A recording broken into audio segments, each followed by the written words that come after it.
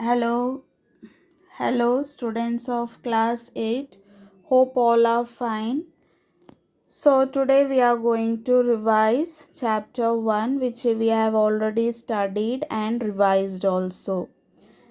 So, here, students, life in the 14th century Europe, they faced a great problem with wars, then peasant revolts, and black deaths. So, Black Death means a natural disaster of Middle Ages that killed millions of people throughout the world. After that, you can see in the medieval times, the church had dominated the arts, education, and learning, and the people they did not had any right to question the church. Okay, so whatever the church said, it was the final. So church was telling that earth was flat and the sun was moving around the earth. So people had to believe same. They did not had the opportunity to prove also. Then in the 14th century, Italian scholars they began to take an interest in the writing of the ancient Greeks and Romans. So these ideas that passed into Europe from Byzantium and the Arab world. So from the 14th to 16th century, you can see Europe was transformed towards the new ideas. So the transformation began in Italy. Okay, so the transformation began in Italy and it included new ways of building, a new style of art, and new ways of living also. So this changes or this period and the changes it brought are known as Renaissance. Okay, so Renaissance means rebirth. So the period saw a great interest in trade and wealth. The Renaissance it affected art and science, architecture and sculpture.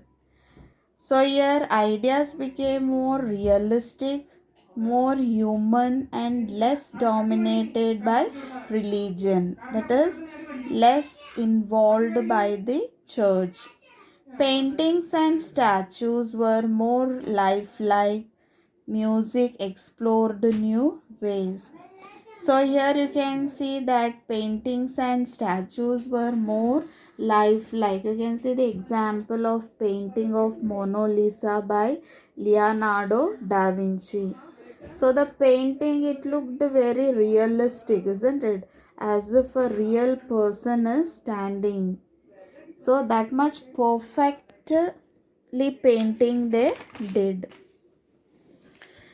So, and books asked real questions here. Artists and writers were seen as important figures in the society. Okay, and they were supported by nobles and landlords. Now, printed books helped the spread new ideas. So earlier the writers they were writing with their hand itself. Okay, so copies were less, so it was not able to spread to everyone. Okay, everyone they did not get the books. So when the printing machine was invented, it became a very helpful for the writers. Scholars began asking questions about society, laws, philosophy, and religion. The Renaissance reached its peak in the 16th century, mainly in cities such as Venice, Florence, Antwerp, and Harlem. People looked closely at the world, making detailed study of scientific observations, collecting exotic objects, and looking at new ideas. Okay, scientific discoveries and all started to make. So, three events are often picked out as a marking the end of the medieval period and start of the modern age. So that was the fall of Constantinople in 1453, which ended the last tracks of the old Roman Empire. The development of printing in the 1450s, which made books available to anyone who could read. Then the first voyage of Christopher Columbus to Americas in 1492 paved the other voyages to find the new places. Okay. So next we'll see sources of transition. So here there are two sources of transitions. They are primary sources and secondary sources. Primary sources provides direct or first-hand evidence about an event, object, person or work of art. So primary sources materials can be written or even non-written. That is work of art, literature, architecture, coins, tools, paintings, all these can be. Okay.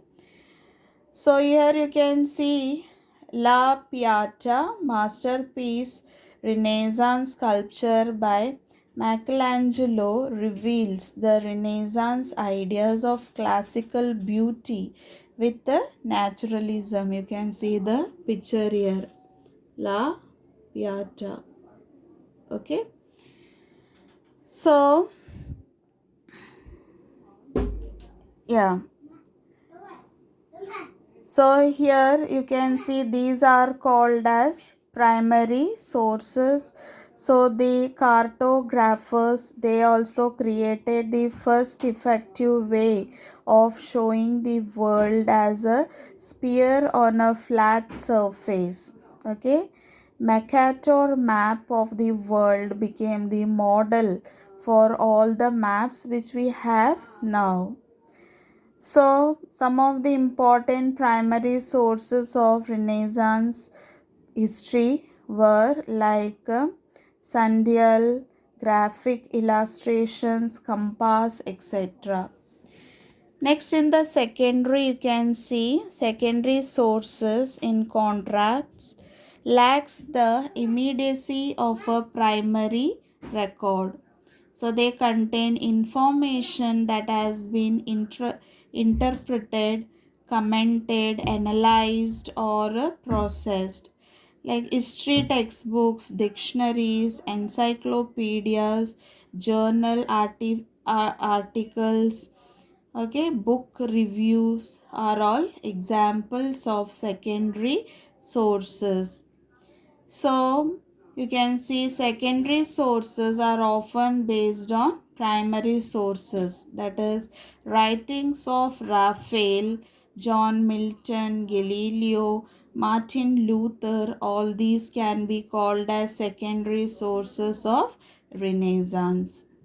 So students, for today we'll stop the revision here. So I hope these topics were clear to you all. Everyone study and revise the chapter. Okay. Thank you children. Have a nice day.